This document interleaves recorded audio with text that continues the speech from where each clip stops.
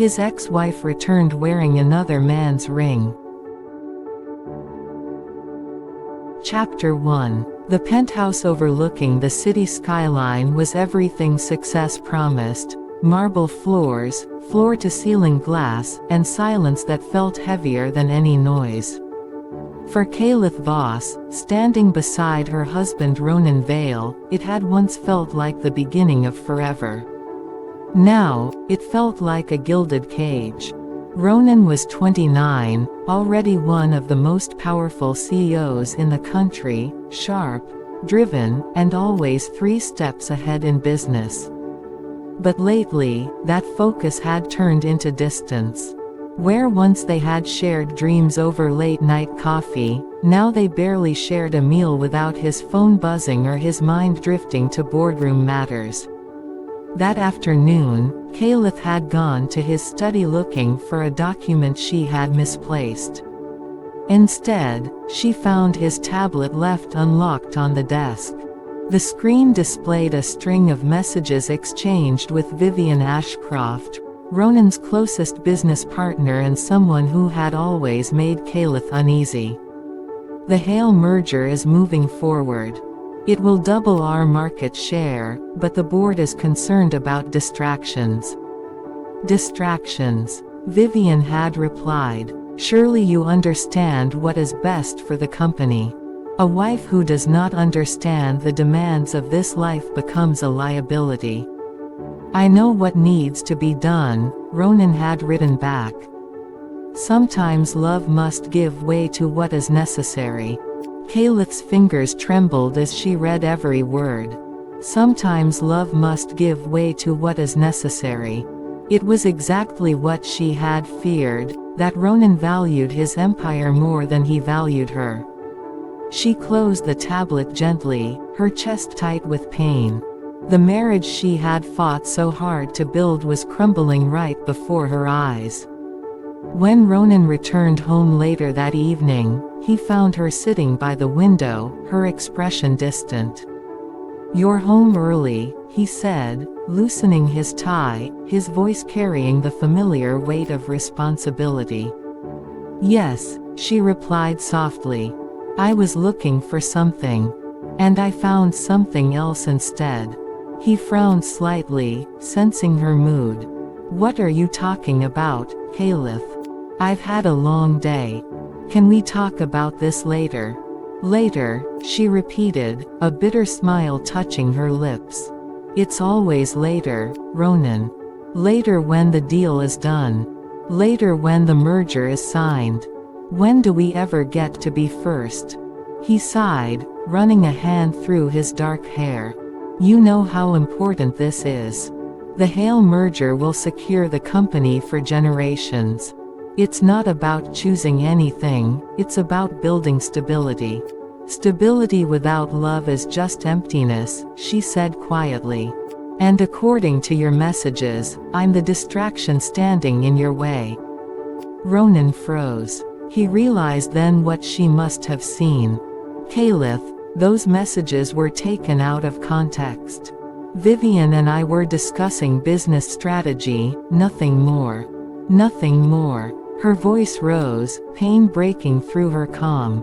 "It sounded very clear to me. You said love must give way. You said I don't belong here. I never said that." He stepped forward, but she flinched back. "You're misunderstanding everything. Vivian is trying to influence me, but I would never." "Wouldn't you?" she interrupted, tears finally spilling over. "I've felt it for months. You pull away every time I try to talk. You listen to her more than you listen to me. Maybe this is exactly what you want."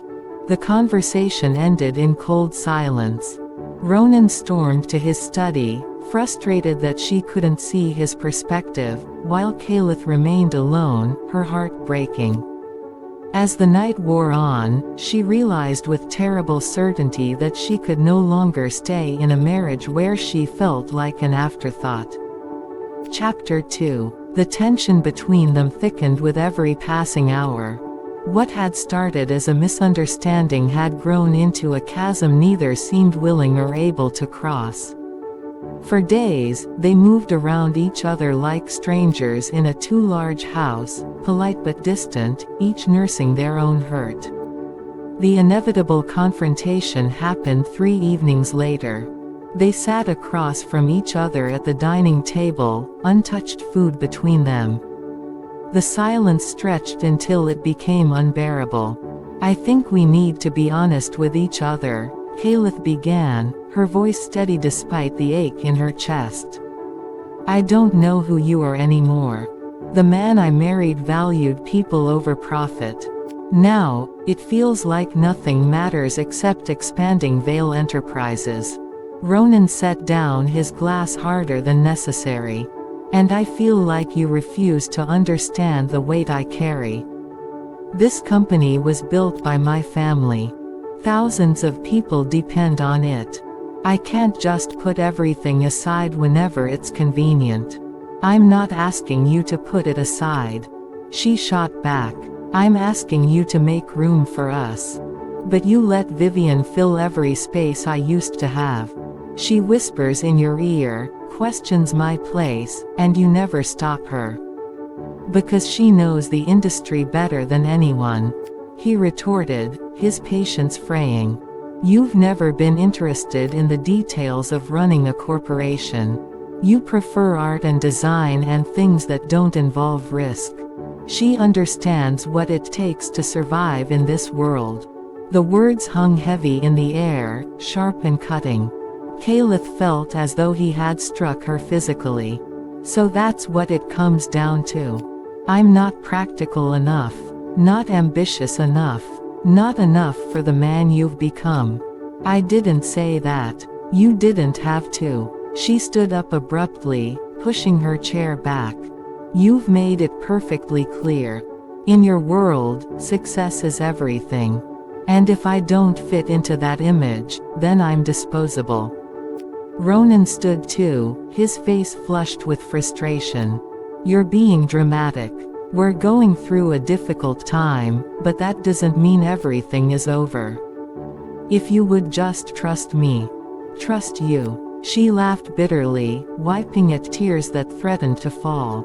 "How can I trust you when you've already decided what's best without ever asking me? When you write messages saying love must give way, you've already made your choice, Ronan. You chose power. I chose security," he shouted back, his voice echoing in the room. "Maybe you're too idealistic to see that without strength, everything falls apart. Maybe you're just too fragile for this life I lead." The moment the words left his mouth, he regretted them.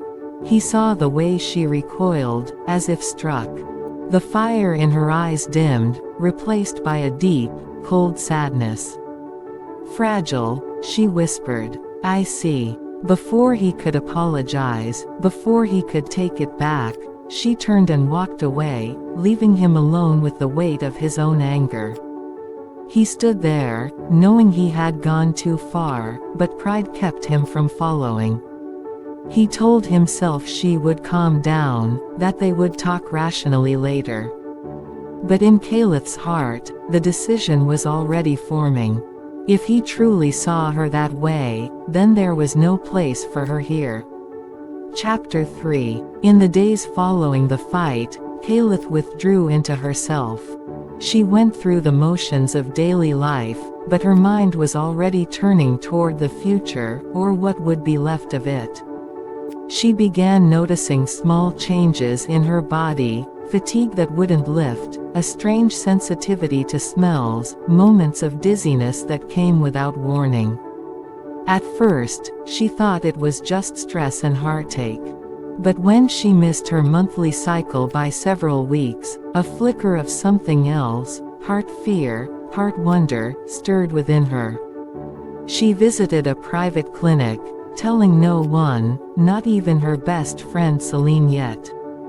When the doctor confirmed it, "You're approximately 6 weeks pregnant," Caliph sat in silence for a long time, her hand resting protectively over her flat stomach. A baby. A part of her and Ronan. In another life, this news would have been celebrated. Now, it felt like a burden and a blessing all at once. Part of her wanted to rush home, to tell Ronan, to see if this news would make him step back and reevaluate everything. But the memory of his words, "Too fragile, not practical enough, love must give way," stopped her cold. If he truly believed she was a distraction, would he see their child as one too? Would this be used to tie her to a life she no longer wanted? Or worse, would he feel obligated rather than happy? She walked through the city streets, lost in thought. She imagined telling him, imagined Vivian's influence working to convince him that this child was bad timing, that it would jeopardize his business plans. She imagined a life where she was constantly fighting for her place, constantly competing with a company and a woman who wanted her gone. No, she would not raise a child in an environment where they felt like a burden or a bargaining chip. She would not stay in a marriage where she was made to feel less than enough. But she would not give up her baby either. When she returned to the penthouse, Ronan was there, working at his desk. He looked up as she entered, a flicker of something, regret, concern, crossing his face. "Caliph, we need to talk. About what I said." "It's fine," she said, her voice carefully neutral. "There's nothing to discuss right now." She walked past him to their room, her mind made up. She would not tell him. Not yet. Not until she knew exactly what she was going to do.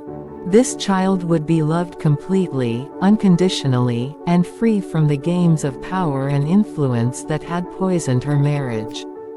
Chapter 4. Over the next few weeks, Caliph threw herself into quiet preparation. She dressed in loose clothing to hide the early signs of pregnancy, smiled when necessary, and acted as though she was slowly returning to normal, even as she planned her departure. Ronan noticed the change but misinterpreted it. He thought she had accepted his way of life, that the storm had passed. He relaxed, focusing more intensely on the Hale merger, confident that once the deal was finalized, he could give her more attention. He had no idea she was already counting the days. Caliph began transferring her personal savings into a separate account, one Ronan had no knowledge of. She contacted a lawyer in another country, someone recommended by Celine, and began gathering the documents she would need. She researched cities abroad, places known for safety and opportunity, where she could start fresh without being found easily. She also tried once more to reach Ronan, in her own quiet way. She wrote him letters expressing her feelings, her hopes, her fears, leaving them on his desk, hoping he would read them when he had time. But they remained untouched, buried beneath contracts and proposals. Vivian had taken to stopping by the penthouse often, claiming it was necessary to discuss business details. She would glance at Caliph with a cold, knowing look, reinforcing everything Caliph already believed: "You don't belong here."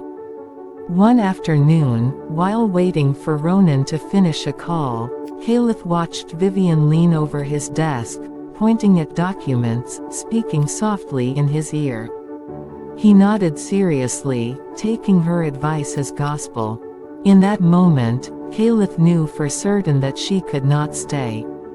The marriage had been poisoned from within, and no amount of talking would fix it when he listened to others more than his own wife. That night, she began packing.